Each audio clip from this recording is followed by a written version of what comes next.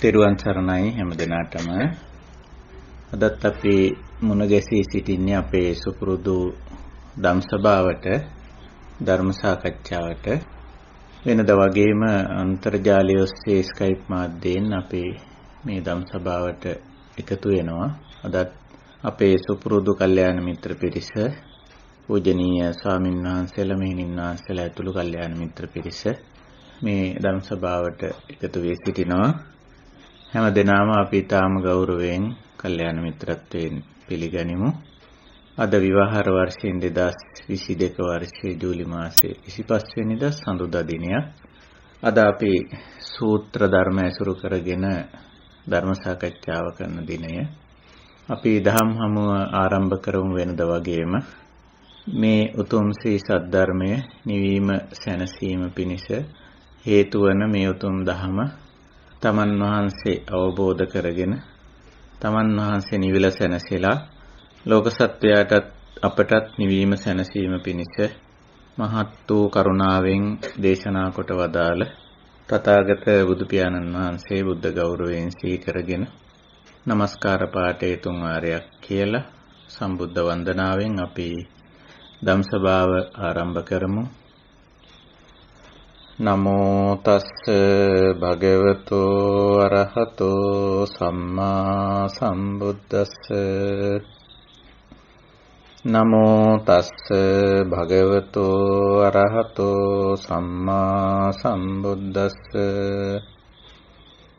නමෝ තස්ස භගවතෝ අරහතෝ සම්මා සම්බුද්දස්ස. සාදු සාදු සාදු. තෙරුවන් සරණයි. අවසරයි කල්යාණ මිත්‍ර හැම දෙනාගෙන්ම. අපි ඇතිතතු දැකීම යථාභූත ඥාන දර්ශන කියන තේමාව ඉදිරියෙන් තියාගෙන යථාබෝධය පිණිස උපකාරී වෙන ආකාරයට මේ ධම් සාකච්ඡා මාලාව කාලයක් තිස්සේ කරගෙන එනවා. තථාගත බුදුරජාණන් වහන්සේ දේශනා කළ ධර්මය සාගරයක් වගේ අපිට ඒ සද්ධර්ම සාගරය කියන්න පුළුවන්. ඒ තරම් විශාල දෙයක් මේක. සූත්‍ර වශයෙන් නම් ගැනලා මැනලා සීමා කරලා සංඛ්‍යාවෙන් දක්වන්න පුළුවන්කම තියෙනවා. විනය පිටකයට ගියත් විනය ශික්ෂා සංඛ්‍යාවත්මක දක්වන්න පුළුවන්කම තියෙනවා. නමුත් මේ ධර්මයේ විනය තුලින් බුදුරජාණන් වහන්සේ ඉස්මතු කරන මේ ගැඹුරු ධර්මතා විනයතා එය අනුගමනය කිරීමෙන් අප විසින් සාක්ෂාත් කළ ගත යුතු ගැඹුරු తত্ত্বය, මේ නිවීම සැනසීම, මේක හිම සීමාවක් මායිමක් ඉමක් කොනක් පෙන්වන්න පුළුවන් කමක් නැහැ. සංඛ්‍යා විද්‍යාවට දාලා ගණන් කරලා ගණනය කරලා දක්වන්න පුළුවන් කමක් නැහැ. ඒ තරම් විශාල ශේස්ත්‍රයක පැතිරුණු දහමක් තථාගත දහම. කරුණ වශයෙන් නිදර්ශන වශයෙන් දේශනා කළා තිබුණත් ඒවයි න්‍යායික පදනම බොහෝ ගැඹුරුයි. අපිට පුළුවන් වෙන්න ඕන මේ ධර්ම න්‍යාය හරියටම තේරුම් අරගෙන ඒට ගලපා ගන්න හැම දෙයක්ම. විනය න්‍යාය හරියට තේරුම් අරගෙන ඒට ගලපා ගන්න පුළුවන් වෙන්න ඕන හැම දෙයක්ම. ඉතින් එහෙම බැලුවම මේ තථාගත ධහම විනයේ සීමාමායින් පෙන්වන්න පුළුවන් කමක් නැහැ. අපි ඒ අනුගමනය කරන තරමට, වඩන තරමට, අවබෝධ කරගන්න තරමට මේ ගැඹුර ඇති වෙනවා, පුළුල් බවක් ඇති වෙනවා, මහා පෞරුෂයක් ඇති වෙනවා. මහා පෞරුෂයක් කියන්නේ දිග පළලෙන් වැඩි එකක් නෙමෙයි. මේ නිවුණු සැනසුණු බව ක්‍රමයෙන් වර්ධනය වෙනවා. නිර්වද්‍ය භාවය අවබෝධයේ පැත්තෙන් පූර්ණ නිවැරදි අවබෝධයක් ලබනවා. චින්තනයේ පැත්තෙන් සම්පූර්ණ නිවැරදිව හිතන පුද්ගලයෙක් බවට පරිවර්තනය වෙනවා. ක්‍රියාකාරකම් පැත්තෙන් කාය වාක් ක්‍රියාකාරකම් පැත්තෙන් පූර්ණ නිවැරදි භාවයක් පෙන්වුම් කරනවා. එහෙමයි මේ දහම අපි අනුගමනය කරනකොට අප තුල සිදුවන වෙනස. එය අපට අප තුලින් දැක ගන්න, අත්දකින්න, අත්විඳින්න පුළුවන්. එය කාටවත් ප්‍රකාශ කළ යුතු, ප්‍රකාශ කළ හැකි, 100%ක්ම ප්‍රකාශ කළ හැකි හා ප්‍රකාශ කළ යුතු දෙයක්වත් නෙවෙයි. වෙනස අපිට අප තුලින් දකින්න පුළුවන්. ඒ වෙනස තමයි නිකලෙස් කියලා කියන්නේ. ඒ වෙනස නිසා තමයි අපි නිදුක් බවට පත් වෙන්නේ. දුක්ඛ නිරෝධ. ඉතින් ඔය తත්වය ඇති කරගන්න අපේ උත්සාහය, අපේ ඉලක්කය, පරමාර්ථය වෙන්නේ නිදුක් බව, නිවීම, සැනසීම. දැනටමත් අපි සෑහෙන පමණ සාක්ෂාත් කරගෙන තිබෙනවා. තව දුරටත් අපි මේ ධහම විනය තේරුම් ගැනීම තුළ මේ කාර්ය කරගෙන යනවා. ඉතින් අපි මේ සාකච්ඡා දෙක ප්‍රධාන වශයෙන් ඉලක්ක කරගෙන තියෙන්නේ ධහමට විනයට.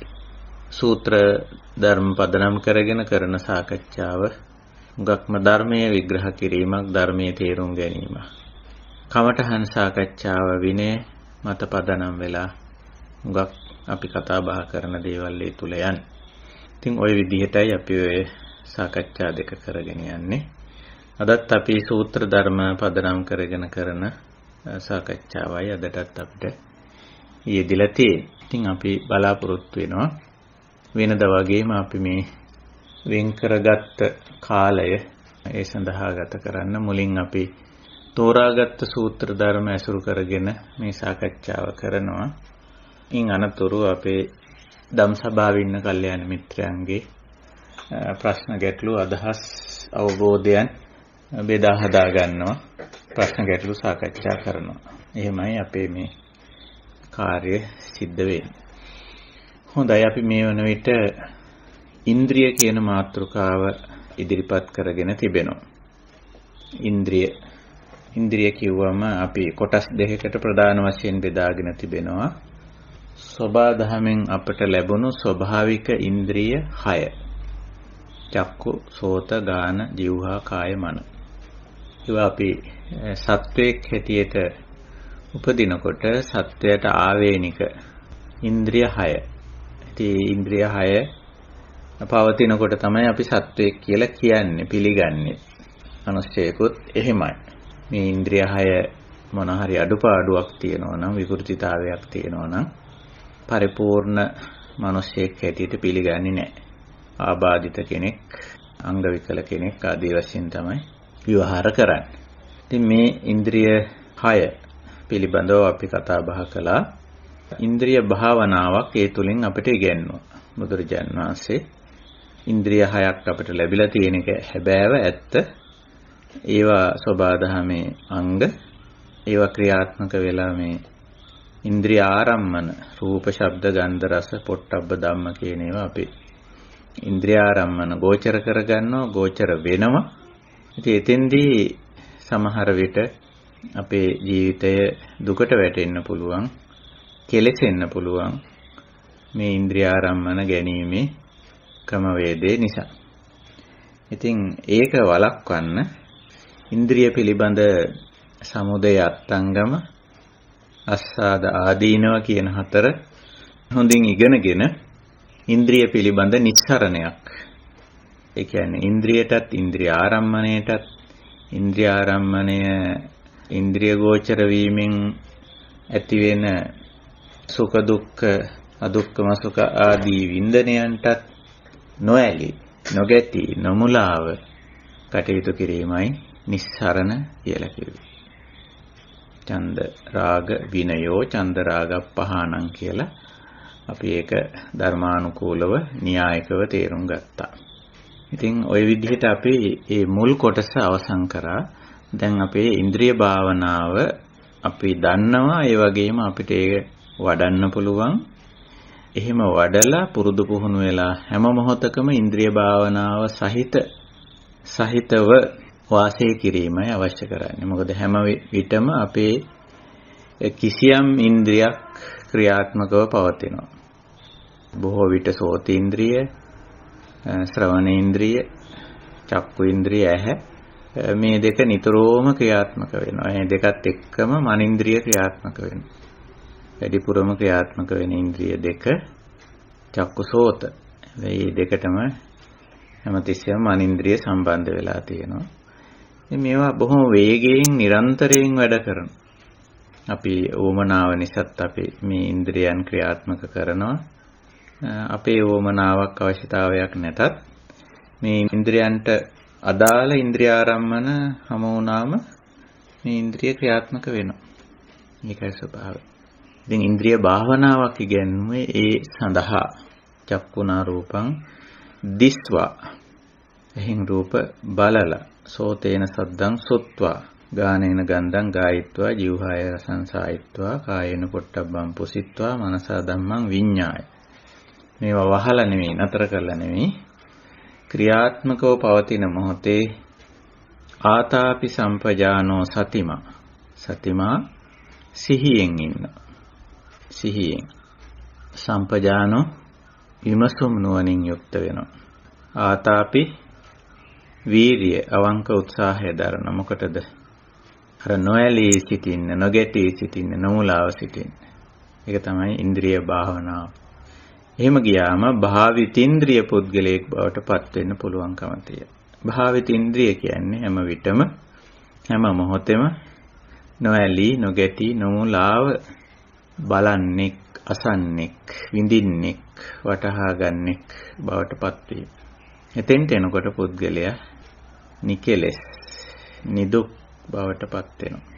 ඉතින් ඔන්න ඔය විදිහට අපි ඔය ඉන්ද්‍රිය පිළිබඳ සාකච්ඡාවේ මුල් කොටස අවසන් කළා.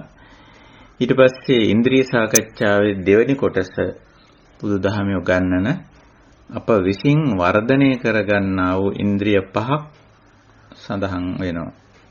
ඒ තමයි සද්දින්ද්‍රිය, විරීන්ද්‍රිය, සතින්ද්‍රිය, සමාධින්ද්‍රිය, පඤ්ඤේන්ද්‍රිය කියලා. මේවා ඇත්තටම කුසලතා පහක්. ස්වභාවයෙන්ම අර ඉන්ද්‍රිය 6 වගේ අපිට උපතින් ලැබෙන්නේ මේ එකක්වත්. මේ පහ නිවන් මාර්ගයේදී අපිට හමු වෙන ඉන්ද්‍රිය පහ. මේවා වර එක ඉන්ද්‍රිය වශයෙන්ොත් ක්‍රියාත්මක වෙනකොට බල වශයෙන්ොත් දක්වලා තියෙනවා. පංචේන්ද්‍රියානි පංච බලානි කියලා. බෝධිපාක්ෂික ධර්ම වලටයි මේවා ඇතුළත් වෙන්නේ. බෝධිපාක්ෂික ධර්ම කිව්වම එකකින් අදහස් වෙන්නේ නිර්වාණ ධර්මය සාක්ෂාත් කර ගැනීමට උපකාරී වන කුසලතා. ඒ කුසලතා ගොන්නේ මේ පහ සඳහන් වෙලා තියෙනවා. සද්ධා, වීරිය, සති, සමාධි, ප්‍රඥා වශයෙන්. සද්ධා, වීරිය, සති, සමාධි, ප්‍රඥා යනුවෙන් ඉන්ද්‍රිය ධර්ම බල ධර්ම වශයෙන් මේ බෝධිපාක්ෂික ධර්ම හැටියට දක්වලා තියෙන්නේ. නිර්වාණ ධර්මය සාක්ෂාත් කිරීමට උපකාරී වෙන ප්‍රධාන කුසලතා. එතකොට මේවා තවත් තැන්වල තවත් විදිහට දක්වලා තියෙනවා. දැන් සති උදාහරණයක් හැටියට ගත්තොත් සතිය බොහෝ තැන්වල කුසලතා ලයිස්ට් වල දක්වලා තියෙනවා. සම්මා සති, සති සම්බොජ්ජංග, සති ඉන්ද්‍රිය, සති බල ආදී වශයෙන් සතර සතිපට්ඨාන ඔහොම දක්වනවා. සම්මා සතියමයි සතර සතිපට්ඨාන කිව්ව මේ එකමයි. එතකොට මේ කුසලතා ලයිස්තු අපිට හමු වෙනවා. බුදුරජාණන් වහන්සේ ඒ තැන්වල දේශනා කරපුවා. ඒ හැම එකේම වගේ මේ පහ හුඟක් දුරට සඳහන් වෙනවා. දැන් විරිය සම්බොජ්ජංග, සම්මා වායාම, විරි ඉන්ද්‍රිය කියලා ඒ තුන් ඵලෙම සඳහන් වෙනවා. සම්මප්පදාන කියලා වෙනමම චත්තාරෝ සම්මප්පදානා කියලා ඒක වෙනමමත් සඳහන් වෙනවා. සති වීර්ය ඊළඟට සමාධි ඒත් සම්මා සමාධි ඉන්ද්‍රිය ඔහොම සඳහන් වෙනවා. පඤ්ඤා සම්මා දිට්ඨි සම්මා සංකප්ප වශයෙන්ුත් ඒ වගේම පඤ්ඤා ඉන්ද්‍රිය වශයෙන්ුත් එහෙම සඳහන් වෙලා තියෙනවා. ඉතින් ඒ අතර සද්ධාවත් ඔහොම සඳහන් වෙනවා. ඉතින් මේ ගුණාංග මේ කුසලතා නිර්වාණ ධර්මයේ සාක්ෂාත් කිරීමට අවශ්‍ය කුසලතා. ඒ නිසායි මේවා අප විසින් මේ කුසලතා මොනවද කියලා තේරුම් ගැනීමත් මේ කුසලතා වර්ධනය කර ගැනීමත් අවශ්‍ය වෙන්නේ. එතකොට අපි මේන් මුල් කුසලතාව පිළිබඳව පහුගිය අවස්ථාවේ කතා කළා. සද්ධීන්ද්‍රිය මේ කුසලතාව පිළිබඳ. ඉතින් අපි මේ සාකච්ඡාව සඳහා උපකාරී කරගෙන තියෙනවා සූත්‍ර පිටකයේ යම් කොටසක්. ඉන්ද්‍රිය සංයුත්තය අපි සංයුත්ත නිකායේ මහා වර්ගයේ 4 වෙනුව තියෙන ඉන්ද්‍රිය සංයුත්තයයි අපි මෙහිදී පාවිච්චි කරන්නේ. එහි මුලටම තියෙන වර්ගයේ දිගහැරියම අපි මේ සාකච්ඡාවට ගන්න සූත්‍ර 3 ඇතුළත් වෙලා තියෙනවා. සුද්ධක සූත්‍රයත්, සෝත සූත්‍රයත්, ဒုတိ ය සෝත සූත්‍රයත් වශයෙන් සඳහන් කරලා තියෙන ඒ සූත්‍ර දෙකත් ඊළඟට 4 වෙනි සූත්‍රයත් අපි ගන්නවා අරහන්ත සූත්‍රය කියන මේ සූත්‍ර. අතර මේ සෝත සූත්‍රයත් ဒုတိ ය සෝත සූත්‍රයත් ගත්තම මේක වෙනසක් නැහැ. ඒ පමණ මේ දෙකම අපි එකක් කරලා ගන්නවා. එතකොට මේ දෙකම එකක් විදිහටයි අපි ගන්නෙ. 3 වෙනි අරහන්ත සූත්‍රයත් සමග. එතකොට මේ මුලින් මේ සූත්‍ර වලින් මුලටම තියෙන සූත්‍රයේ ඉන්ද්‍රිය 5 හඳුන්වා දීමක් කරනවා සංඛ්‍යාවෙන්. පංචමානි භික්ඛවේ ඉන්ද්‍රියානි කියලා. ඉන්ද්‍රිය 5ක් තිබෙනවා. ගතමානි පංච මොනවාද 5? සද්දින්ද්‍රියං, විරීන්ද්‍රියං, සතින්ද්‍රියං, සමාධින්ද්‍රියං, පඤ්චේන්ද්‍රියං වශයෙන්. මානිකෝ භික්ඛවේ පංච ඉන්ද්‍රියානි. මේ තමයි ඉන්ද්‍රිය 5 අප විසින් වඩා වර්ධනය කරගත යුතු කුසලතා, ප්‍රධාන කුසලතා 5. එතකොට ඒවා එකින් එක හැබැයි මෙතන විස්තර කරන්නේ නැහැ. සද්දින්ද්‍රිය කියන්නේ මොකක්ද කියලා. අපිට මේ සද්ධාව කියන්නේ කොමක්ද, සද්දින්ද්‍රිය කියන්නේ කොමක්ද කියන එක කතා කරද්දී අපිට වෙනත් තැන්වල වෙනත් බුද්ධ දේශනා අපි උපකාරී කරගත්තා. ඒ අනුව අපි අවබෝධ කරගත්තා ඉද වික්කවේ අරිය ශාවකෝ සද්දෝ හෝති සද්ධාති තථාගතස්ස බෝධින් ඉතිවිසෝ භගවාරහං සම්මා සම්බුද්ධෝ ආදී වශයෙන්. ඒ කියන්නේ තථාගතයන් වහන්සේගේ තථාගතස්ස බෝධින් අපේ ගුරුවරයා ශාස්ත්‍රුන් වහන්සේගේ මේ බෝධි අවබෝධ ඥානය, බුද්ධත්වය, ගුණ දැනගෙන ගුණ පිළිගැනීම ප්‍රධාන වශයෙන්. ඇයි මේ ශාස්ත්‍රවරයා පිළිබඳව ඒක අවශ්‍ය වෙන්නේ? ධර්ම මාර්ගයේ ඉදිරියට යන්න අපිට උපකාරී වෙන්නේ ශාස්ත්‍රූ දේශනා. ශාස්ත්‍රුන් වහන්සේ තමයි අපිට මඟ පෙන්වලා තියෙන්නේ. මාර්ගෝපදේශනය කරලා තියෙන්නේ තථාගත බුදුරජාණන් වහන්සේ. ඒ අනුව ශාස්ත්‍රුන් වහන්සේගේ ගුරුවරයාගේ, කල්යාණ මිත්‍රයාගේ ඒ අනුශාසනා අවවාද පිළිගැනීමට, පිළිපැදීමට බලපානෝ ශාස්ත්‍රවරයා, ගුරුවරයා පිළිබඳ විශ්වාසය. ඒක නිසා ඒක අවශ්‍ය වෙන්නේ සද්ධා. ඉතින් සද්ධාව අපි ලෞකික පැත්තෙනොත් නිදර්ශන අරගෙන කතා කළා. මේ ලෞකික ලෝකයේ අපි යම් කිසි දෙයක් පිළිගන්නේ, බාරගන්නේ, අනුගමනය කරන්නේ ඒ පිළිබඳ ශ්‍රද්ධාවක් ඇති වුණා. ඒ විශේෂයෙන් එහි ගුණය පිළිබඳවනේ. ගුණය පිළිබඳ දැන් නිදර්ශනයක් ගත්තොත් අපි විවිධ ආහාර වර්ග අපි ගන්න පුරුදු වෙලා තියෙනවා. එතකොට ඒ ආහාර අපි ගන්නේයි, භාවිතා කරන්නේයි, අනුභව කරන්නේයි අනිත්‍ය කන බොන නිසාද? නෑ. අපි මේ ආහාරයේ ගුණය දන්නවා. ගුණය අත්දකිනවා. මේ ආහාරයෙන් මෙන්න මේ දේ ශරීරයට සිද්ධ වෙනවා. ආයුෂය වැඩෙනවා, වර්ණය ඇති වෙනවා, බලය වැඩෙනවා, සැපය වැඩෙනවා කියලා. ඔය හතරෙන් එකක් හෝ දෙකක් හෝ තුනක් හෝ හතරම හෝ සිදු වෙනවා අපේ ශරීරය තුල ආහාරය ගැනීමෙන්, යම්කිසි ආහාරයක් ගැනීම. ඉතින් අපි මේ ආයු වර්ණ සැප බල වැඩෙනවා නම් විතරයි ආහාරය ගන්න. නැත්නම් අපි ආහාරය ගන්නෙ නැහැ.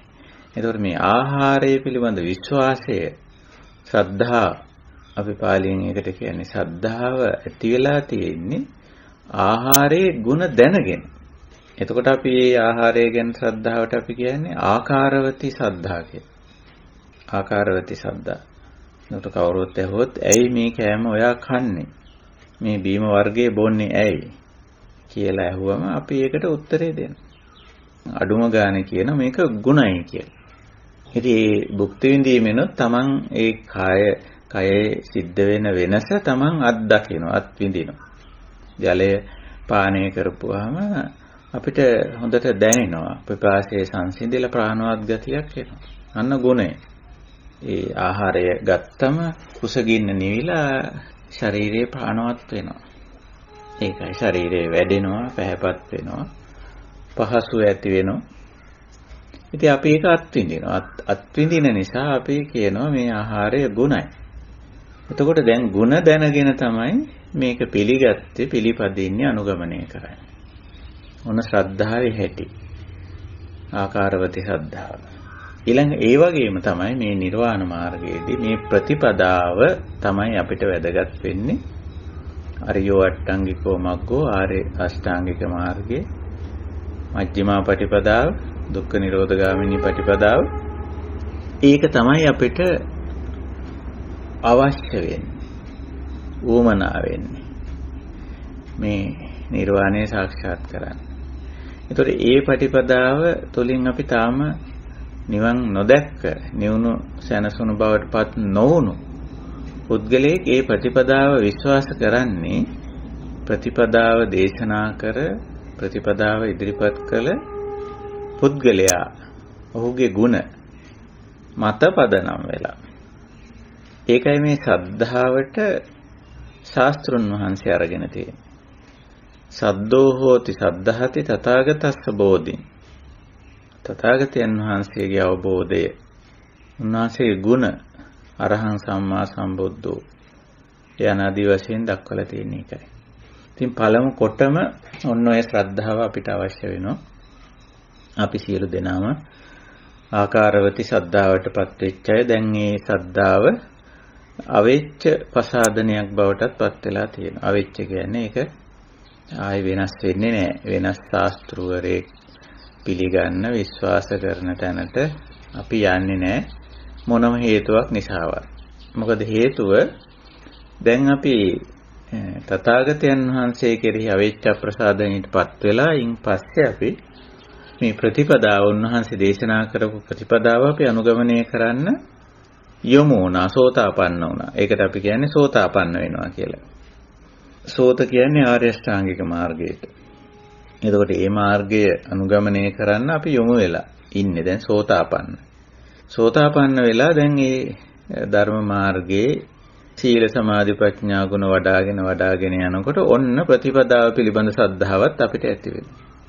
ඇත්ත තමයි මේක අනුගමනය කරනකොට මා තුළ මෙන්න මේ ආකාරයේ වෙනස්කම් සිද්ධ වෙලා තියෙනවා, සිද්ධ වෙනවා කියලා දැන් තමන් ප්‍රත්‍යක්ෂ වශයෙන් කවුරුවත් නොකියුවට දැන් ඔන්න ධර්මයේ පිළිබඳ ධර්මයේ විනය ප්‍රතිපදාව කිව්වා මේ තුල තියෙන ධර්මයේ සහ විනය.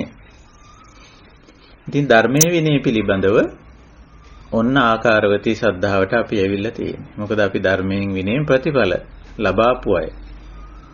ගාක් දුරට. දැන් නිවිල සැනසීලා ඉන්නේ හුඟක් දුරට. ඊට පස්සේ මේ ප්‍රතිඵල ලබන අය තමයි සංඝ කියන්නේ. අරිය ශාවක, බුද්ධ ශාවක සංඝ. නිකම්ම සංඝ නෙමෙයි. නිකම්ම සංඝ කිව්වොත් ඕනම පිරිසකට ඒක යොදන්න පුළුවන්. ඒ නිසා අපි නිකම්ම සංඝ කියන වචනේ යොදන්නේ නැහැ. බුද්ධ ශාවක, අරිය සංඝ. එහෙමයි අපි යොදන්නේ. එතකොට මේ ආර්ය සංඝය, ආර්ය පිරිස. ඒ කියන්නේ මේ ප්‍රතිපදාව අනුගමනය කිරීමෙන් ප්‍රතිඵල ලැබූ සහ ලැබමින් සිටින අය. ඉතින් ලැබූ අය හැටියට අපි සලකනවා අරහත් තත්වයටපත් වූ අය, පූර්ණ ප්‍රතිඵලය ලැබූ අය හැටියට. ඊට මෙහත් යම් මට්ටම් වලින් අපි ප්‍රතිඵල ලබාගෙන දැනටත් තියෙන. මාර්ගයේ ඵල ලබාගෙන තියෙන. ඒක පරිපූර්ණ කරගන්න තමයි අපිට තව ඉතුරු වෙලා තියෙන්නේ. ඉතින් ওই විදිහට අපි ඊළඟට කරුණු සහිතව පිළිගන්නෝ සංඝ. ඒ කියන්නේ මේ ආර්ය ප්‍රතිපදාවේ ඵල ලැබූ සහ ඵල ලැබමින් සිටින අය එහෙම පිරිසක් ඉන්නවා හිටියා කියන එක අපි පිළිගන්නවා. කොහොමද පිළිගත්තේ? තමන් මේ ප්‍රතිපදාව අනුගමනය කරලා. අනුගමනය කිරීමෙන් තමනුත් ප්‍රතිඵලයක් අරගෙන කියනවා මේ ධහමේ ප්‍රතිඵල සහිතයි. ප්‍රතිඵල සහිතයි. මම දැන් ප්‍රතිඵල ලබලා තියෙනවා. ඒක නිසා මම විශ්වාස කරනවා මේ ප්‍රතිඵල ලැබූ අය ලබන අය අපි අතරේ තව ඉන්නවා කියලා. ඒක තමයි සංඝයා සංඝ ශාවක සංඝ ඒස භගවතෝ ශාවක සංඝෝ ගුණයෙන් පිළිගන්න. ඔන්න ඔහොමයි සද්ධා. ඉතින් මේ සද්ධාව අපිට අවශ්‍යයි මේ ප්‍රතිපදාවේ යන්න. ඉතින් අපි මේ කතා කරන්නේ ලෞකික දේවල් පිළිබඳ සද්ධාව නෙවෙයි. මේ ලෞකික දේවල් පිළිබඳ සද්ධාව ලෞකික පැත්තේ දියුණුවට අභිවෘද්ධියට උපකාරී වෙනවා. කොතනත් අපි සද්ධාවෙන් තමයි කොයි දෙයකටත් යොමු වෙන්නේ. මම අර කලින් අවස්ථාවේ නිදර්ශන එහෙම කිව්වා අපි වෛද්‍යවරයෙකුට යොමු වෙන්නේ වෛද්‍යවරයා කෙරෙහි සද්ධාවෙන්. ඊට පස්සේ බෙහෙතට යොමු වෙනවා. බෙහෙත පාවිච්චි කරලා බෙහෙත ගැන සද්ධාව ඇති වෙනවා. බෙහෙත බීලා නිරෝගී වෙනවා. නිරෝගී පුද්ගලයා ගැන සද්ධාව ඇති වෙනවා. ඔව් මම නිරෝගී වුණා. එහෙනම් තවත් අය නිරෝගී වෙලා ඇති. නිරෝගී වෙන්න පුළුවන් මේකේ. ආදී වශයෙන්. මේ විදිහට ලෞකික පැත්තදී. අධ්‍යාත්මික පැත්තත් ওই ආකාරයෙන්මයි. ඉතින් අපි ඔන්න ඔය සද්ධාව ගැන අපි කතා කළා. දැන් මම හිතනවා සද්ද ඉන්ද්‍රිය හැම දෙනා තුලම තියෙනවා. සද්ද ඉන්ද්‍රිය තියෙනවා. එතකොට මේ ඉන්ද්‍රිය පහ පිළිබඳවත් අර කලින් අපි සාකච්ඡා කළ සූත්‍රයේදී වගේ පැති අංශ පහක් පෙන්වනවා. යතෝකෝ භික්ඛවේ අරිය ශාවකෝ ඉමේසම් පංචන්නං ඉන්ද්‍රියාණං සමුදයංච අත්තංගමංච අස්සාදංච ආදීනවංච නිස්සරණංච යතා භූතං පජානාති. අන්නේ විදියට අයං උච්චති භික්ඛවේ අරිය ශාවකෝ සෝතාපන්නෝ අවිනිපාත ධම්මෝ නියතෝ සම්බෝධි පරායනෝ කියලා. එතකොට අර කලින් ඉන්ද්‍රිය 6 වගේ මේ ඉන්ද්‍රිය 5 ඒ ගුණාංග 5 ඒ විදිහටම ගන්නවා. එතකොට අපි එක් ඉන්ද්‍රිය කතා කරලා ඒ ඉන්ද්‍රියෙත් ඔය 5 තේරුම් ගන්න උත්සාහ කරනවා. දැන් සද්ධා ඉන්ද්‍රිය අපි කතා කළා. එතකොට සද්ධා ඉන්ද්‍රියේ සමුදයයි අත්ංගමයයි. සමුදය කියන්නේ ඇතිවීමනේ, හට ගැනීම, ආරම්භ වීම කියන එකයිනේ සමුදය කියන්නේ. කොහොමද ශ්‍රද්ධාව සමුදය වෙන්නේ, හටගන්නේ, ආරම්භ වෙන්නේ කොහොමද? හොඳට කල්පනා කරලා බලන්න. තමන් දැන් මේකට නිශ්චිත ක්‍රමයක් කියන එක සුදුසු නෑ. වඩාම සුදුසුයි තමන් ශ්‍රද්ධාවට ආවේ කොහොමද කියලා තමන් කල්පනා කරලා බලන්න. කොහොමද තමන් මම කොහොමද බුදුරජාණන් වහන්සේ කෙරෙහි ශ්‍රද්ධාව ඇති වුණේ? දැන් අපි ළඟ තියෙන්නේ බුදුරජාණන් වහන්සේ කෙරෙහි අචල ශ්‍රද්ධාව. ඒක අවිච්ඡප්පසාදන කියලාත් කියනවා. අචල එකක් තියෙනවා. එතකොට අපි මේ ශ්‍රද්ධාවට ආවේ කොහොමද? හොඳට කල්පනා කරලා බලන්න. ඒක හරියටම කියන්න බෑ. සමහර පිට මුලින්ම කල්යාණ මිත්‍රයෙක් ආශ්‍රය කිරීම හරහා ඒ කල්යාණ මිත්‍රයාගේ ගතිගුණ බුද්ධ ශ්‍රාවකෙක් අපිට හමු වෙනවා. හමු වෙලා එයාගේ ගතිගුණ වලට අපි පැහැදෙනවා. තාම බුදුරජාණන් වහන්සේ ගැන අදහසක් අපිට ආවේ නැහැ සමහර වෙලාවට. එක විදිහට මේක වෙන්න පුළුවන්. ඉතින් එයාගෙන් ඔන්න එයා ආශ්‍රය නිශ්‍රය කරන්න පටන් ගන්නවා. එයාගේ ගතිගුණ හොඳයි. කතා බහ. ඊට පස්සේ එයා හරහා බුදුරජාණන් වහන්සේ පිළිබඳ අසන්ට කියවන්න ලැබෙනවා. එයාගේ මඟ පෙන්වීමක් අපිට ලැබෙනවා. මේ විදිහට බුදුරජාණන් වහන්සේ පිළිබඳව තොරතුරු. එතකොට අපි ඒ තොරතුරු අහලා කියවලා මේ වගේ ಗುಣ තියෙන මේ වගේ මහා ප්‍රඥාවන්ත මහා කරුණාවන්ත කෙනෙක් කියලා අපිට යම් කිසි ආකාරයක ශ්‍රද්ධාවක් ඔන්න ඇති වෙනවා බුදුරජාණන් වහන්සේ කෙරෙහි. මේක කල්යාණ මිත්‍රයා හරහා උනා වෙන්නත් පුළුවන්. එනත්තම් තමන්ම ධර්ම ශ්‍රවණය කරලා දහම් පොතපත කියවලා ඒ ලබාගත් දැනුමින් උනා වෙන්නත් පුළුවන්. එහෙම නැත්නම් තමන් මේ දහම අර කල්යාණ මිත්‍රයා කියපු දහම අනුගමනය කරලා ඒ ඵල ලබාගෙන ඒ ඵලය තුලින් ප්‍රතිඵලය තුලින් බුදුරජාණන් වහන්සේ දැකලා උන්වහන්සේ කෙරෙහි ඇති කරගත්ත ශ්‍රද්ධාව වෙන්න පුළුවන්. මේක හරියටම කියන්න බෑ කොහොමද මේක ඇති වුනේ කියලා. නිශ්චිත ක්‍රමයක් හරියටම කියන්න බෑ. ඇසීමෙන්, දැකීමෙන්, විමසීමෙන්, අනුගමනය කිරීමෙන් තමයි මේ ಗುಣ අඳුනාගන්නේ. ඒ ගුණයට පැහැදෙන්නේ. නේ අපි දැන් පුද්ගලෙක්ගේ කාගෙන් හරි ඇහුවොත් අපි අර කලින් සාකච්ඡාවේදී කතා කළා අපේ ප්‍රසාදයේ දිනාගත්ත පැහැදීම තියෙන පුද්ගලයෝ ගොඩක් අපිත් සමග ජීවත් වෙනවා. අපි ඒගොල්ලන්ට කියනවා යා හරි හොඳයි, යා හොඳ කෙනෙක්, හරි කරුණාවන්ත කෙනෙක්, එක එක විදිහට අපි පුද්ගලයෝ පිළිබඳව අපේ හිතේ තියෙන ප්‍රසාදය අපි පළ කරනවා, ප්‍රකාශ කරනවා. ඉතින් එසේ ප්‍රකාශ කරද්දී ඒ පුද්ගලයා කෙරෙහි ඒ ප්‍රසාදය අපේ හිතේ ඇති උනේ ඔහු දැකීමෙන්ද, ඔහු කරන කතා බහක් නිසාද, ඔහු කරන කියන දෙයක් අද්දුටුවද, අත්දැක්කද, මොකක් හරි දෙයක් නිසා වෙන්න පුළුවන්. දැන් බුදුරජාණන් වහන්සේ අපිට හැයින් දකින්න පුළුවන් කමක් නැහැ. අපිට බුදුරජාණන් වහන්සේ ගැන යමක් කියවන්න පුළුවන්. තව කෙනෙක් ඒක පැහැදිලි කරනවා අහගෙන ඉන්න පුළුවන්. ඒ වගේම අපිට උන්වහන්සේගේ යම් කිසි ගුණයක් අනුගමනය කරලා ඒ ගුණය අත්දකින්න පුළුවන්, බුදු ගුණයක්.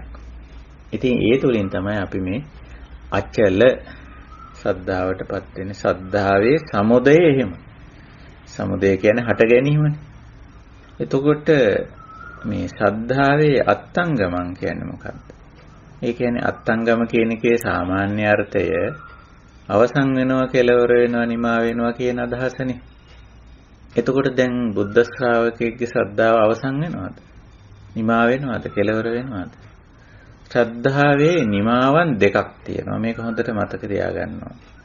පළවෙනි එක තමයි ශ්‍රද්ධාව නැති වෙනවා කියන එක. ඔය සමහර දේවල් පිළිබඳව මතු පිටින් විතරක් යන්තම් දැකපු අය ඊට වැඩිය වෙනත් දෙයක් දැක්කම එයා කෙරේ ශ්‍රද්ධාව නැති වෙලා වෙන කෙනෙක් කෙරේ ශ්‍රද්ධාව ඇති වෙනවා. දැන් අපි සාමාන්‍යයෙන් අපි කතා කරපු නිදර්ශනම ගත්තොත් එහෙම අපි යම් වෛද්‍යවරයෙක් පිළිබඳ ශ්‍රද්ධාව ඇති කරගෙන තියෙනවා. ඊට පස්සේ අපිට ඊට වැඩිය හොඳ කෙනෙක් හම්බ වෙනවා. ඊට පස්සේ අපි එයා කෙරේ ශ්‍රද්ධාව අර පරණ එක්කෙනා අතහැරලා දානවා. ඒ වගේ. එතකොට මේ ශ්‍රද්ධාව පුද්ගලයාට මාරු වෙනවා. ද්‍රව්‍යයෙන්, භාණ්ඩයෙන්, වස්තුවෙන් වස්තුවට මාරු වෙනවා. ස්ථානෙන් ස්ථානයට මාරු වෙනවා. නේ? අපෝ එතන හොඳ නැහැ. ඊට වැඩිය හොඳ තැනක් හම්බ වුණා අපිට. කියලා එතෙන්ට යනවා. එතන ආශ්‍රය නිශ්‍රය කරන්න පටන් ගන්නවා. එහෙ හොඳ නැහැ. ඊට වැඩිය හොඳ තැනක් අපිට හම්බ වුණා. අපි එහෙ පදිංචියට ගියා. ඊට වැඩිය හොඳ රටක් අපිට හම්බ වුණා. ඒකට අපි එහෙ ආවා. එතකොට සමහර විට ওই වගේ ලෞකික දේවල් වල තියෙනවා අපි එහෙම එකින් එකට මාරු වෙන ගතියක්. එකක් කෙරෙහි තිබුණු ශ්‍රද්ධාව නැති වෙලා යනවා. තව ඊට වැඩිය වෙනස් එකක්, ඊට වැඩිය හොඳ එකක් හරි ප්‍රයෝජනවත් දෙයක් හරි හම්බ වුණා. මේ වගේ තියෙන ශ්‍රද්ධාවේ විශ්වාස කරන ගතියේ නිමාවක් තියෙනවා ලෞකික දේවල් වල. ඊළඟට ශාස්ත්‍රවරුන් කෙරේ ශ්‍රද්ධාවත් සමහරුන්ගේ ඔහොම වෙනවා. අර ලෞකික අර්ථයෙන් ගුරුවරයෙක් ආශ්‍රය කරපුවාම ඒ ලෞකික දෙයක් නේ අපේක්ෂා කරන්නේ. ඒ ශාස්ත්‍රවරයාගෙන් සමහර විට එහෙම දේවලුත් ඉතින් ලැබෙන්න පුළුවන්. නමුත් ඒ ලෞකික දේ ඊට වැඩිපුර ලැබෙන කෙනෙක් හම්බ වුණොත් අර මුල් පුද්ගලයා කෙරෙහි තියෙන ශ්‍රද්ධාව නැති වෙලා අර අලුතෙන් දෙවන්නා කෙරෙහි ඒ ලෞකික දේ වැඩිපුර ලබා දෙන තැනැත්තා කෙරෙහි ඔන්න යොමු වෙනවා. ওই විදිහට මේ ශ්‍රද්ධාවේ තියෙනවා මේ ලෞකික පැත්තට නැඹුරු වුණු ලක්ෂණේ. ඒ ලක්ෂණේ තියෙනකොට ශ්‍රද්ධාව අත්ංගම වෙනවා. ශ්‍රද්ධාව කෙලවර වෙනවා. ඊළඟට ආර්ය ශ්‍රාවකයා තුලත් ශ්‍රද්ධාව අවසන් වෙන අවස්ථාවක් තියෙනවා. අස්සද්දෝ කියන වචනේ යෙදිලා තියෙනවා. ඒක අපේ ධර්මයේ ඒ වගේම වචනයක් යෙදිලා තියෙනවා. අස්සද්දෝ කියලා. ඒ කියන්නේ ආකාරවතී ශ්‍රද්ධාවට එන තැනදී අමූලික ශ්‍රද්ධාව අවසන් වෙනවා. ආර්ය ශ්‍රාවකයා තුළ සිද්ධ වෙන්නේ අන්න ඒක. ආර්ය ශ්‍රාවකයා තුළ මේ ආකාරවති සද්ධාව අවසන් වෙන්නේ. ඒක දිගටම පවතිනවා. ඒක තහවුරු වෙවි යනවා. හැබැයි යම් වෙලාවක අමූලිකා සද්ධාව අවසන් වෙනවා. මුලදී කවුරුත් අමූලික සද්ධාවට තමයි එන්නේ. අමූලික කියලා කියන්නේ හේතු ඊතරම්ම පැහැදිලිව නැති අවස්ථාව.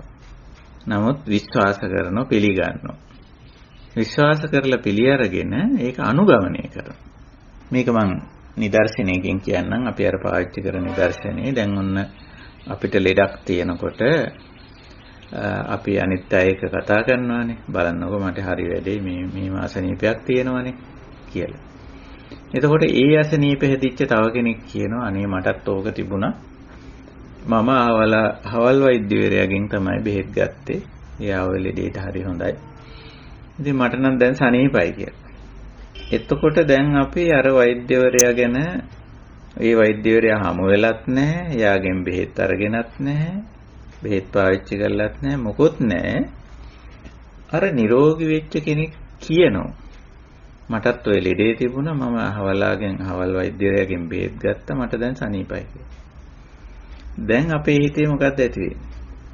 ඒ වෛද්‍යවරයා කෙරෙහි යම්කිසි ආකාරයක විශ්වාසයක් මමත් යන්න ඕන. එහෙනම් ඒ වෛද්‍යවරයා මොන ගහෙන්න කියන්නේ කියලා ඔන්නෝම අදහසක් ඇති වෙනවා.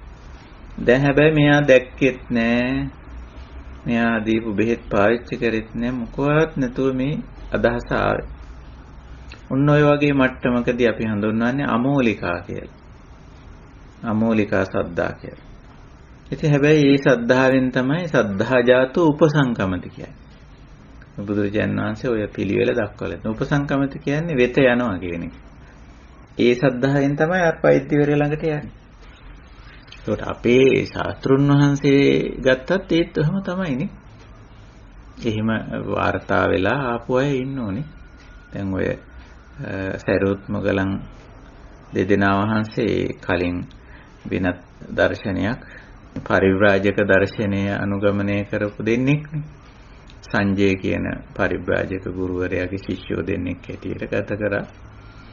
කොහොම හරි මේ අස්සජිහාමුදුරුව හමු වුණා අහම්බෙන්. හමු වෙලා ඉතින් අස්සජිහාමුදුරුව බලපුවම ඒක පිළිවෙලක්. වෙනදට නොදුටු විදිහේ මේ ශ්‍රමණවරයෙක් සංසුන්ව tempatව ගත කරන සහැල්ලුවෙන් ඉන්න කෙනෙක්. ඉතින් අස්සජිහාමුදුරුවොත් එක කතා බහ කරා. ඔබ වහන්සේ ටිකක් වෙනස් කෙනෙක්. මොකද්ද දහම? කවුද ගුරුවරයා? ඉතින් දන්න තරමින් පොඩ්ඩක් කිව්වා මෙහිමයි කියලා. එතකොට මේ දෙන්නට විශේෂයෙන් උපතිස්ස පරිබ්‍රාජකයට ආකාරවති ශ්‍රද්ධාවක් ඇති වුණා බුදුරජාණන් වහන්සේ කෙරෙහි. මේ අමෝලික ශ්‍රද්ධාවක් ඇති වුණා බුදුරජාණන් වහන්සේ කෙරෙහි. තාම දැක්කෙත් නැහැ. බුදුහාමුදුරන්ගේ බණක් ඇහුවෙත් නැහැ. ඒ ධර්ම අනුගමනය කළෙත් නැහැ. මෙයා කියන එක හරි වගේ තමයි කියලා එහෙම එකක් ඇති වුණා. ඇති වෙලා ඔන්න සද්ධා ජාතෝ උපසංකමති. ඔන්න ගියා. වෙත එළඹුණා. උපසංකමිත්වා පෛරුපාසති. ඔන්න ආශ්‍රය කරන්න පටන් ගත්තා. පෛරුපාසති කියන්නේ ඇසුරු කරනවා කියන එක. පෛරුපාසන්තෝ සෝතං ඕදහති. ඇසුරු කරන කෙනා ඔන්න එයා කියන දෙයට අවධානය යොමු කරන්න පටන් ගන්න. සෝතං ඕදහති කියන්නේ ඒක. ඕහිත සෝතෝ අවධානයේ සහිතව ධම්මං සුනාති. ධර්මයේ අසනවා. සුත්වා ධම්මං ධාරේති. ඒ ධර්මයේ ආලා ධාරණය කරගන්න මතක තියාගන්න. දතානං ධම්මානං අත්තං උපපරික්කති. මේ මතක තියාගත්ත ධර්මයේ අර්ථයත් හොඳට නුවණින් කල්පනා කර. දතානං ධම්මානං අත්තං උපපරික්කති. අත්තං උපපරික්කිත්වා ධම්ම නිජ්ජානක් කමන්ති. අර්ථය හොඳට නුවණින් සලකලා නිගමනයකට එනෝ හරි. මේක හරි ධර්මය. ඔන්නොතෙන්ට එනකොට ආකාරවති ශ්‍රද්ධාවට එනවා කෙනෙක්. ආකාරවති ශ්‍රද්ධාවට. ඒක හරියට වෛද්‍යවරයා ළඟට ගිහිල්ලා තමන්ගේ ලෙඩේ කියලා කතා බහ කරලා සාකච්ඡා කරලා වෛද්‍යවරයා දෙන උපදෙස් ඖෂධ පිළිගන්න පිළිපදින භාවිතා කරන කෙනෙක් බවට පත් වෙලා ඔන්න ටික ටික නිරෝගී වෙන්න පටන් ගන්නවා. දැන් ඉතින් සැකයක් නැහැ. වෛද්‍යවරයා ගැන සැකයක්වත් නැහැ, බේත ගැන සැකයක්වත් නැහැ. මොකද දැන් Taman නිරෝගී වෙමින් යනවා. ඒක. එහෙම නිරෝගී වෙලා යනකොට අර අමූලික සද්ධාව ඉවර වෙලා ආකාරවති සද්ධාවට එනවා. කරුණු සහිතව පිළිගන්න. එතකොට එතන එක සද්ධාාවක් අවසන්. නිමයි. අත්ංගම වුණා. මොකද්ද අමූලික සද්ධාව? දැන් ඉන්නේ ආකාරවති සද්ධාව. ආකාරවති සද්ධාවත් අවසන් වෙනවා. ඒක තැනකදී. ඒ කියන්නේ අර ප්‍රත්‍යක්ෂයට ආවයින් පස්සේ අරිහත් භාවයට පත් වුණායින් පස්සේ ආය බුදුරජාණන් වහන්සේ හෝ ධර්මය හෝ සංඝයා හෝ අමුතුවෙන් අදහන්න පිළිගන්න විශ්වාස කරන්න ඕමනාවක් නැහැ. ඇයි? ඒ ඔක්කොම අත්දැකලා තියෙන්නේ, අත්විඳලා තියෙන්නේ නේ. ආයි ඒක විශේෂයෙන් පිළිගන්න ඕමනාවක් නැහැ. අදහන්න ඕමනාවක් නැහැ. අපි මේ අරිහත් භාවයට පත් නොවන තාක් තමයි මේවා අදහන්නේ, විශ්වාස කරන්නේ, පිළිගන්නේ. හැබැයි අදහිම විශ්වාස කිරීම පිළිගැනීම අවශ්‍යයි. නැත්තම් මේක යන්නේ නැහැ නේ. අර නිදර්ශනය කිව්වොත් වෛද්‍යවරයා බෙහෙත 100%ක්ම නිරෝගී භාවය ඇති කරනවා කියන එක නිරෝගී වුණ කෙනෙක් ඒක සම්පූර්ණ අත්දැකීමට යන අත්දැකීමෙන් ඔන්න ඔහොමයි. එතකොට දැන් මේකේ හට ගැනීම මේකේ නිමාව කියන එක කතා කරොත් ඒක හොඳට අවබෝධ කරගෙන තියෙනවා. සද්ධාවේ සමුදයංච අත්තංගමංච ඊළඟට අස්සාදංච ආදීනවංච. අස්සාද අපේ මේ ආකාරවති සද්ධාවේ අමූලික සද්ධාවේ ওই දෙකේම අස්සාදයක් තියෙනවා. දැන් අමූලික සද්ධාවේ තියෙන අස්සාදේ මොකද්ද කියලා අපි කල්පනාවට ගත්තොත් හිතුවොත් අපි අමූලික ශ්‍රද්ධාව තියෙනකොට ගොඩාක් සතුටින් ඔය ශ්‍රද්ධාවට අදාළ වැඩ කටයුතු කරනවා. ඉතින් හැබැයි ඒවා මේ සතුටින් කරනවා. නමුත් ඒවයි ඵල ප්‍රතිඵල ඒ තරම්ම පැහැදිලිව නැහැ. අර කරන වැඩෙන් සතුටු වෙනවා. ගාක් අපේ ධර්ම මාර්ගයට යොමු වෙච්ච ඇත්තන්ගේ තියෙන්නේ ඔය මට්ටම. අමූලික ශ්‍රද්ධාව තියෙන්නේ ඒවයින් කරන වැඩ කටයුතු වලින් සතුටු වෙලා ඉන්නේ. එහෙමයි. ඒ අස්සාදේ තියෙනවා. හැබැයි ටිකක් ඉස්සරහට යනකොට ආකාරවති ශ්‍රද්ධාවට ආවම ඒ අනුව කරන දේවල් තියෙනවා. ඔය පුද පූජා වන්දනමාන අරව මේවා නතර වෙනවා එතෙන්දී. ඒව කරන්නේ අර අමූලික ශ්‍රද්ධාව තියෙන කාලේ. ඒවයිනුත් අස්සාදයක් තියෙනවා. යම් කිසි ආකාරයක ඒ වින්දනයක් සතුටක් තියෙනවා. හැබැයි ඒක අවසන් වෙලා ආකාරවති ශ්‍රද්ධාවට ආවම කරන්නේ සීල සමාධි ප්‍රඥා ගුණ පුරණ එක. ඒක පුරනකොට තියෙන අස්සාදය ඊට වඩා බොහෝම ප්‍රබලයි සියුම්. ඒක අපි අනුගමනය කරන ඇත්තෝ දන්නවා. ඒකයි දැන් අපේ තියෙන්නේ ඒ පැත්ත. දැන් අපි මේ පුද පූජා වන්දනමාන ඒවා කරන සීමාව ඉක්මවලා තියෙනවා. හැබැයි ඒව තාම කරන අය ඉන්නවා. ඒ අය ගැන අව탁සේරුවට යන්න ඕනේ නෑ. තාම ඒගොල්ලෝ අමූලිකා සද්ධාවේ ඉන්නේ. සමහර විට ඒක වන්දනමාන පුද පූජා කිරීමෙන් නිර්වාණය සාක්ෂාත් වෙනවා කියන හිතන තරම් අමූලික. ඒක බොහොම පහළ මට්ටමක්. එහෙමත් හිතාගෙන ඒවාට විශාල වශයෙන් කැප වෙලා මහන්සි වෙලා වියදම් කරමින් කාලය මුදල් වියදම් කරමින් පුදුම තරම් පූජාවල් වන්දනමානන සජ්ජායන ඔය නොයෙක් දේවල් කරනවා. ඒක අපිට බෞද්ධ සමාජය තුළ දකින්න පුළුවන්. බෞද්ධ සංස්කෘතියක් නිර්මාණය වෙන්නේ ඔන්න ඔතෙන්දි තමයි. බෞද්ධ සංස්කෘතියක්. බෞද්ධ සංස්කෘතියක තියෙන්නේ ඕවා තමයි. ඊට පස්සේ පුද්ගලයා ආකාරවති ශ්‍රද්ධාවට එනකොට බෞද්ධ ශිෂ්ටාචාරය නිර්මාණය වෙනවා. බෞද්ධ ශිෂ්ටාචාරය කියන්නේ ශිෂ්ට ආචාරය. යහපත් වූ හැසිරීම රටා. වටයි ශිෂ්ටාචාරය කියන්නේ. එතකොට කායික හැසිරීම, වචන භාවිතයේ සිතුම් පැතුම් රටාව. නිවැරදි දහමට අනුකූල කායික හැසිරීම, වචන භාවිතයේ සිතුම් පැතුම් රටාව. ශිෂ්ට ආචාර. ශිෂ්ටාචාරයක් ගොඩනැගෙන. ඒක ඉතින් මේ බෞද්ධ ශිෂ්ටාචාරය කියවම ප්‍රධාන වශයෙන් පුද්ගලයා තුළයි ගොඩනැගෙන්නේ. ඒක මේ බාහිරින් දකින්න පුළුවන් එකක් නෙමෙයි. බෞද්ධ ශිෂ්ටාචාරය. එතෙන්ට එන්නේ පුද්ගලයා අර ආකාරවති ශ්‍රද්ධාවට ආවයින් පස්සේ. එතකොට අර සංස්කෘතික ලක්ෂණ හැලිලා යනවා. ඒවා අයින් වෙලා යනවා. බෞද්ධ සංස්කෘතික ලක්ෂණ හැලෙනවා. ඒවට වමනාවක් වෙන්නේ පුද පූජා වන්දනමාන කරන්න, පෙරහැර කරන්න, සැරසිලි කරන්න, අලංකාර කරන්න. ඒවා අයින් වෙලා යනවා. හැබැයි තවමත් සාතිශය බහුතරයක් ඉන්නේ ඒව තුල. ඉතින් ඒක නිසා ලේසි නෑ පුද්ගලයෙකුට අමෝලික සද්ධාවෙන් ආකාරවති සද්ධාවට එන්න. ඉතින් ආකාරවති සද්ධාවට ආපු කෙනෙකුත් ධර්මයේ සීල සමාධි ප්‍රඥා ගුණ පුරලා යම් දවසක අස්සද්ධෝ කෙනෙක් වෙනවා. රාතන් වහන්සේ තමයි මේ අස්සද්ධ කියන වචනෙන් හඳුන්වන්නේ. දැන් එයා මේ ප්‍රතිපත්තිය පිළිගන්නේ, බුදුහාමුදුරුව පිළිගන්නේ තමා තුලින් බුදු ගුණ ඇති කරගෙන. ඔව්. අහවලා තුල මේ ගුණ තියෙනවා කියලා මම පිළිගන්නේ මා තුලත් ඒ ගුණ තියෙනවා. එහෙම ගුණයක් පුද්ගලයාට වඩා ගන්න පුළුවන්.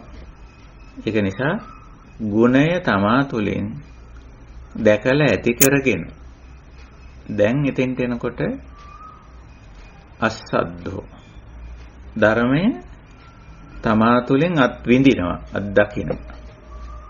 එතෙන්ට එනකොට අස්සද්ධෝ ආර්ය ශ්‍රාවක භාවයට දැන්පත් වෙලා ආයේ ආර්ය ශ්‍රාවක භාවයේ විශ්වාස කරන්න දෙයක් නැහැ. එතෙන්ටපත් වෙලා ඉන්න කෙනෙකුට. ඕ මේ විදියට මේපත් වෙන්න පුළුවන්. අරිහත් භාවයටපත් වෙන්න පුළුවන්. මම මේ අරිහත් භාවයටපත් වෙලා ඉන්නේ. මා තුළ ඒ නිවීම සැනසීම තියෙනවා. එතෙන්ට එනකොට අස්සද්දෝ. එතකොට අත්තංගම වෙනවා සද්ධා. ඕක ඉතින් ධර්ම ප්‍රතිපදාව ඉදිරියට යද්දි සිද්ධ වෙන දෙයක්. හැබැයි අපි අමෝලික ශ්‍රද්ධාවෙන්වත් ඉවත් වෙලා තියෙන්න ඕන අඩුම ගන්න. අර බෞද්ධ සංස්කෘතියෙන් සංස්කෘතික මානසිකත්වයෙන් අයින් වෙලා තියෙනවා. ලෝක සම්මතයේ සමහර සංස්කෘතික දේවල් කරනවා වෙන්න පුළුවන්. බෞද්ධ සංස්කෘතික යම් දේ. නමුත් අපි මේ මානසිකත්වයෙන් සම්පූර්ණ ඉවත් වෙලා තියෙනවා. බෞද්ධ ශිෂ්ටාචාරයේ තුලට පැමිණි පුද්ගලයෙක් වෙනවා. ශිෂ්ටාචාරයට ආපු කෙනෙක් කියලා කියන්නේ සීල සමාධි ප්‍රඥා ගුණ පුරන කෙනෙක්. එහි කොට ප්‍රාප්තිය තමයි නිබ්බාන නිවන කියලා කියන්නේ. මේ විදිහට. ඉතින් ඔන්නෝම සමුදයක් වගේම අත්ංගමයක් තියෙනවා. ඒ වගේම අස්සාදයක් තියෙනවා. මේකෙන් ලබන සුවයක්, නිවීම, සැනසීම තමයි මේකේ අස්සාද කියන්නේ. අමෝලික සද්ධාවේදී ඒකෙන් ලබන සතුට. ආකාරවති ශ්‍රද්ධාවට ආපුවම ලබන අස්සාදේ වෙන්නේ ඒකෙන් ලබන නිවීම, සැනසීම. ක්‍රමයෙන් ඒක අත්පින්දින්නේ බවට පත් වෙනවා. අස්සාද. ආදීනව කියන්නේ මොකක්ද? දැන් අමෝලික ශ්‍රද්ධාවේ ආදීනවේ වෙන්නේ ඒ ශ්‍රද්ධාව නැති වෙනවා. නැති වුණායින් පස්සේ ඒ පුද්ගලයා එතන ශ්‍රද්ධාවන්තකමක් නැති පුද්ගලයෙක් හැටියට කටයුතු කරනවා. ඒක තමයි එතන ආදීනව. තුනුරුවන් කරේ ශ්‍රද්ධාව නැති පුද්ගලයෙක්ගේ හැසිරීම අපිට කතා කරන්න දෙයක් නැහැ. ඒ ආදීනවේ අපි දාන්න. ඊළඟට මේ ශ්‍රද්ධාව පවත්වාගෙන යෑමේ දුෂ්කරතාවයක් තියෙනවා. දුෂ්කරතාවයක්, අමාරුකමක් තියෙනවා. ඒකත් අපි ආදීනවේ කියලා සලකන මේකේ. අයහපත් ප්‍රතිඵලය නෙමෙයි. අයහපත් ප්‍රතිඵලය කියන අර්ථයකුත් තියෙනවා. ආදීනව කියන එකේ. ඊළඟට ආදීනව කියන වචනෙන් කතා වෙනවා මේක පවත්වාගෙන යන්නේ ඒක දුෂ්කරයි. ඒක ඇතුලේ අපිට කිසියම් ආකාරයක අභියෝග දුෂ්කරතා ඇති වෙනවා. ඒක අපි තුනුරුවන් කෙරෙහි ඇති කරගෙන තියෙන ශ්‍රද්ධාවට අභියෝග එල්ල වෙනවා. සමහර අය කියනවනේ. ඔය දහමින් වැඩක් නැහැ. ඌව කරලා වැඩක් නැහැ. ඌවේ ප්‍රතිඵල නැහැ. කියලා ඕන තරම් ඔය සමාජ නිදර්ශන අරෝම දැන් මේ කාලේ එහෙම ලක්ෂණයකුත් තියෙනවා. අපිට දහම් පැත්තෙන් ලොකු අභියෝගයක් අපේ ශ්‍රද්ධාවට එල්ල කරලමින් යනවා සමහරවිට. ඔච්චර ඔය ධර්මයේ තියෙන රටකටද ඔහොම වෙලා තියෙන්නේ.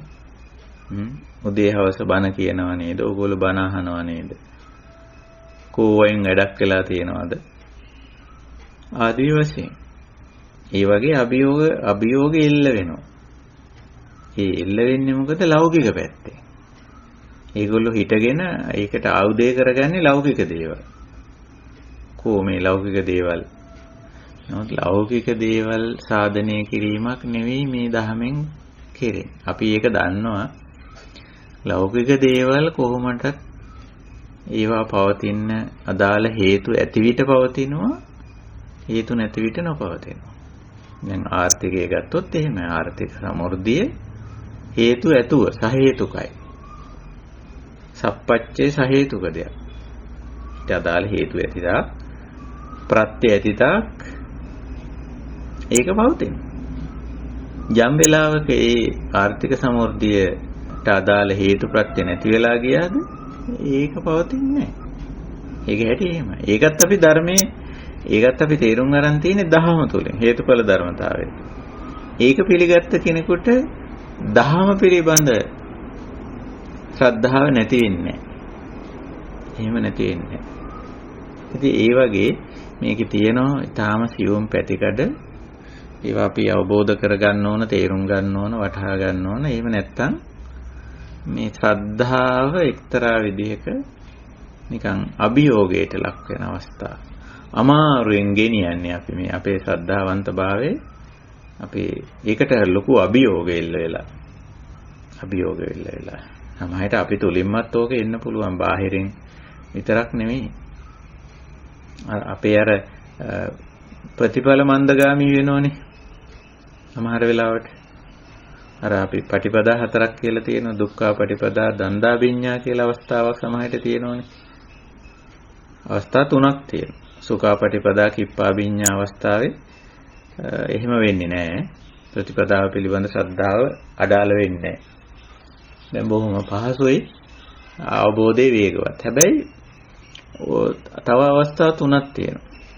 දුක්ඛ පටිපදා, දන්දා විඤ්ඤා. එතන තමයි හුඟක්ම අමාරු අවස්ථාව. මේක අනුගමනය කරගන්න හරි අභියෝග වැඩි, දුෂ්කරතා වැඩි. පටිපදා දුක්ඛ. ඊළඟට මේකෙන් ලැබෙන ප්‍රතිඵල මන්දගාමී. ඒවට හේතු තියෙනවා.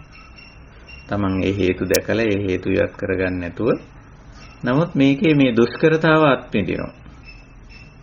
අන්නේ වෙලාවේ එක්තරා විදියක සද්ධා කියන මේ ඉන්ද්‍රියේ ඇති වෙන්න පුළුවන් මෙන්න මේ ආදීනව తত্ত্বය. එහෙම ඇති වෙන්න පුළුවන්. මේකද අමාරුවෙන් ගෙනියන්නේ. අපහසුතාවයෙන් ගෙනියන්නේ. ඇත්තටම ওই අවස්ථාවටපත් වෙන්නේ මේ ආකාරවති ශ්‍රද්ධා අවස්ථාව නෙමෙයි. අමූලික ශ්‍රද්ධා අවස්ථාවේදී තමයි ඔක වෙන්නේ. එනමුත් ආකාරවති ශ්‍රද්ධාවට ආවෙන් පස්සේ මොන ආර්ථික, සමාජීය, දේශපාලන, පාරිසරික ප්‍රශ්න ආවත් ඒ පුද්ගලයාගේ මේ ශ්‍රද්ධාවට බාධාවක් වෙන්නේ. මොකද මේ හැම එකක්ම දහම තුලින් දකිනවා. එතකොට මේ ප්‍රතිපදාවට අභියෝගයක් වෙන්නේ නැහැ නේ. ආර්ථික හේතු නිසා, දේශපාලන හේතු නිසා, සමාජ හේතු නිසා, පාරිසරික හේතු නිසා යම් කෙනෙක් මේ දහමෙන් පිටපයින්නවා නම් එතන මේ පුද්ගලයා ආකාරවති ශ්‍රද්ධාවට ඇවිල්ලා නැහැ. එයා ඉඳලා තියෙන අර අමූලික ශ්‍රද්ධාව. පින්කම් පෙරහැරවල් කර කර ඉඳලා තියෙන. ඉතින් ඒවා කර කර ඉන්න කෙනා ඒ වයින් ලබන සතුටට වඩා වෙනස් සතුටක් කොහෙන් හරි හම්බ වුණොත් ඒක දාලා අරකට යනවා. එහෙමයි තියෙන්නේ.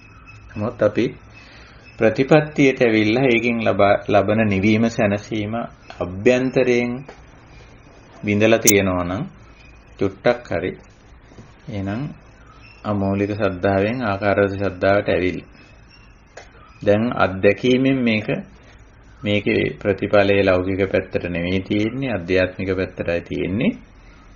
ප්‍රතිඵල ලැබෙන්නේ මම මේ අධ්‍යාත්මික ප්‍රතිඵල මෙච්චර ප්‍රමාණයක් ලබලා තියෙනවා. එහෙනම් මේක අධ්‍යාත්මික ප්‍රතිඵල ලැබීමෙහිලා යහපත් ප්‍රතිපදාවක් කියන විශ්වාසයෙන් එයා පිටපනින්නේ නැහැ. නමුත් මේකේ අන්තිම ප්‍රතිඵලය ලබනකන් එක්තරා අභියෝගයක් තියෙනවා. ඒකයි මේ ආදීනව කියන වචනයෙන් අදහස් කරන්නේ. ඊළඟට තියෙන්නේ නිස්සරණ. සද්ධාවෙන් ගියාම මොකද්ද මේ නිස්සරණ කියන්නේ? ඇලෙන්නේ ගැටෙන්නේ මුලා වෙන්නේ නැතුව කටයුතු කිරීමනේ නිස්සරණය. දැන් අපි පුළුල් විදියට තේරුම් ගන්න තියෙන්නේ. පුළුල් විදියට දැන් කාමයේ පැත්තෙන් විග්‍රහ කරන විදියට නෙවෙයි අපි මේ කුසලයේ පැත්තෙන් නිස්සරණය විග්‍රහ කරන්නේ. ඒක ඊට වැඩිය වෙනස් විදියට තේරුම් ගන්න ඕන. එතකොට මේ සද්ධාව තුල නිස්සරණය වෙලා ඉන්නවා කියලා කියන්නේ අර අමෝලික සද්ධාව එක්ක අපි ගැටෙන්නේ නැහැ.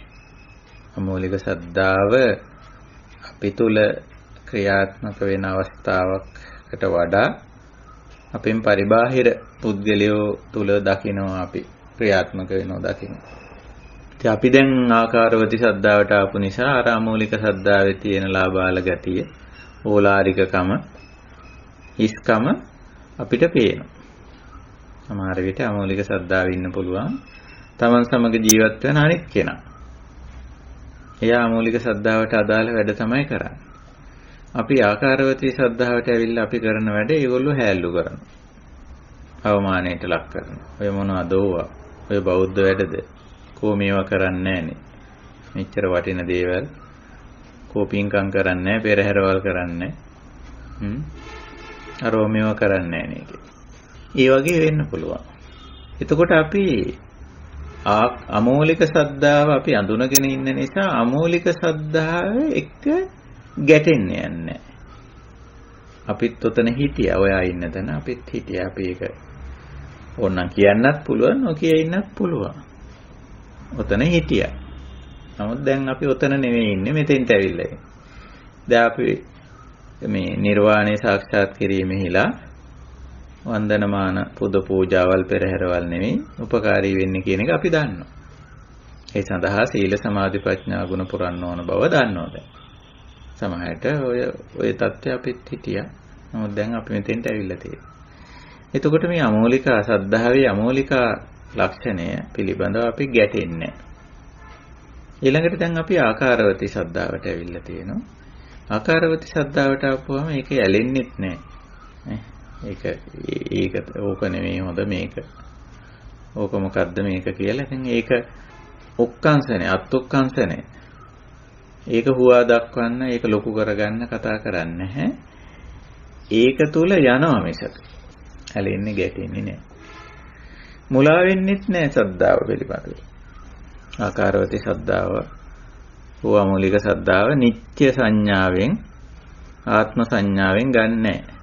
මේක නිට්ටයයි වෙනස් වෙන්නේ ආදී වශයෙන් කියලා. අමෝලික සද්ධාවත් වෙනස් වෙනවා. අමෝලික සද්ධාව දෙපැත්තකට වෙනස් වෙනවා. එකක් තමයි අමෝලික සද්ධාවත් නැති වෙලා යනවා සමහර වෙලාවට. ඊළඟට අමෝලික සද්ධාව ආකාරවති සද්ධාව බවට පත් වෙනවා. එතකොටත් වෙනස් වීමක් නැහැ. කරුණු රහිතව පිළිගන්න කෙනෙක් වශයෙන් ඉඳලා කරුණු සහිතව පිළිගන්න කෙනෙක් බවට පත් වෙනවා. එහෙම වෙන්න පුළුවන්. එතනක් තියෙන වෙනස් වීමක්. නිට්ටය නෑ. එතකොට අපි අමෝලික සද්ධාව නිට්ටය නෑ. අනිත්‍යයි. වෙනස් වෙනවා.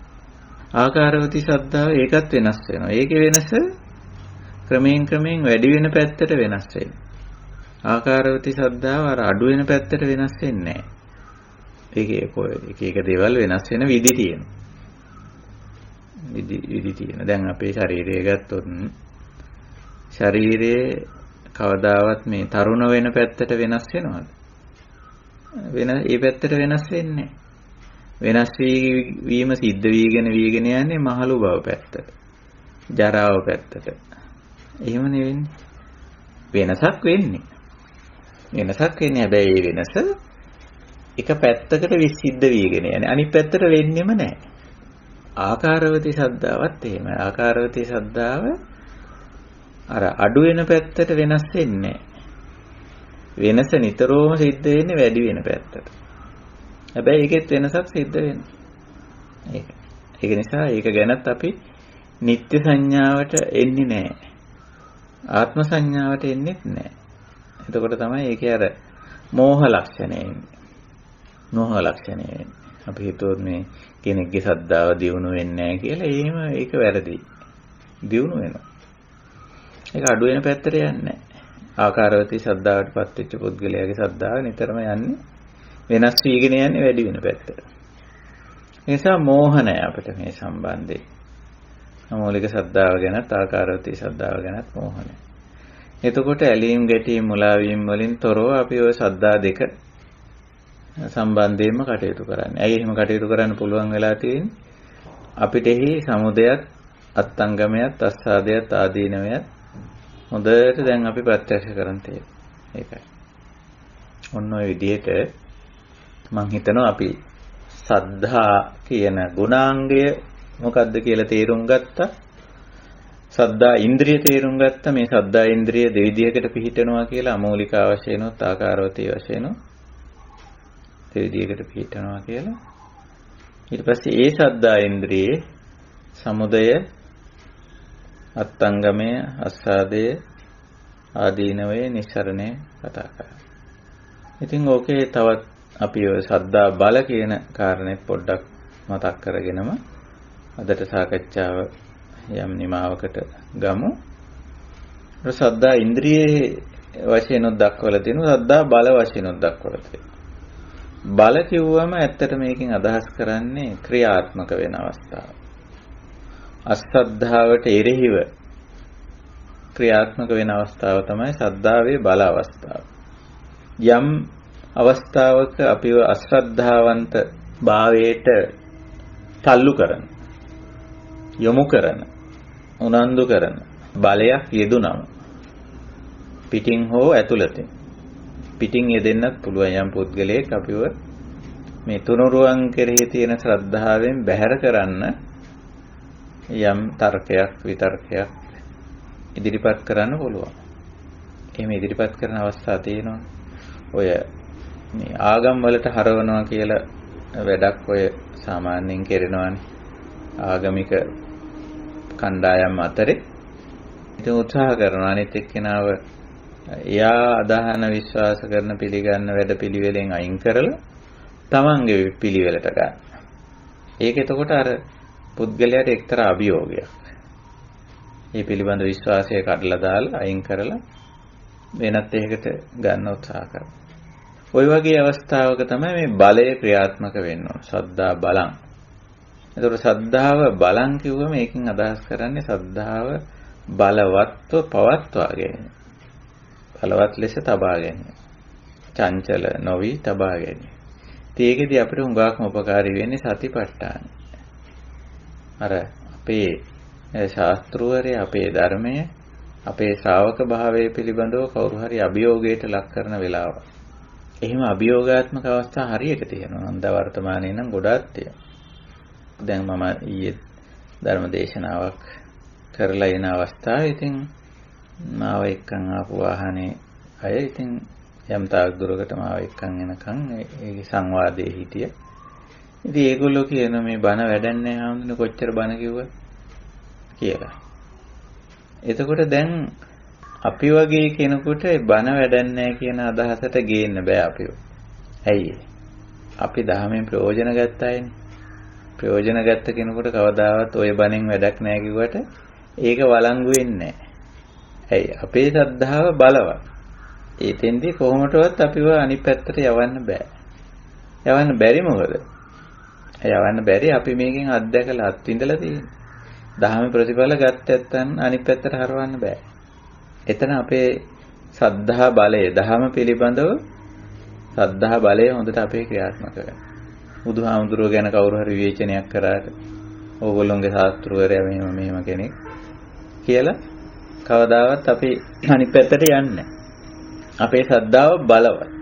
ඒ බලවත් වෙලා තියෙන්නේ කොහොමද? අපි දැන් බාහිරින් කවුරුවත් කියන නිසා නෙමෙයි අපි අපතුලින්ම විඳලා තියෙනවා මේ ධහමේ සැනසීම. නමුත් ඒක විඳපු නැති අය අර බාහිර දේවල් ගැන කියලා කියනවා. වැඩක් නෑ ඔය බණ කිව්වට. කවුරුවත් පිළිපදින්නේ නැහැ නේ. එහෙම අවස්ථා තියෙනවා. නමුත් අපේ ශ්‍රද්ධාවට ඒක අභියෝගයක් වෙන්නේ නැහැ. අපේ ශ්‍රද්ධාව බලවත්. ශ්‍රද්ධා ඉන්ද්‍රිය ශ්‍රද්ධා බලයක් හැටියටයි දැන් තියෙන්නේ. බලවත් වෙලා ශක්තිමත් වෙලා කියන අදහස මේකෙන් කියවේ. ඊළඟට අපිට අපේ ශ්‍රද්ධාවන්තකම අනිත් එක්කෙනාගේ අශ්‍රද්ධාවන්තකම මැඩ පැවැත්වීම සඳහා භාවිත කරන්නත් පුළුවන්. ඉදිරිපත් කරන්නත් පුළුවන්. එතෙන්දිත් බලයක් හැටියට ක්‍රියාත්මක වෙනවා. ශ්‍රද්ධා බලං. ඉතින් හොඳට කල්පනා කරලා බලන්න. මොනතරම් බුදුරජාණන් වහන්සේ කෙරෙහි ධර්මයේ කෙරෙහි සංඝයා කෙරෙහි කොයි විදිහේ අභියෝග ඉල්ල කරා අපි ඒ ශ්‍රද්ධාවෙන් මිදෙන්නේ නැහැ. ඒකෙන් ගැලවෙන්නේ. ගලවන්න බෑ අපිට අනිත් අය. ඒ ගලවන්න බැරි අපි දැඩිව උපාදාන කරගෙන ඉන්නවා එහෙම නෙමෙයි. දැන් සමහර උපාදාන කරගත්ත ඒවා ඉනුත් ගලවන්න බෑනේ. එහෙම එකක් නෙමෙයි මේ. අපි ධර්මයේ අනුගමනය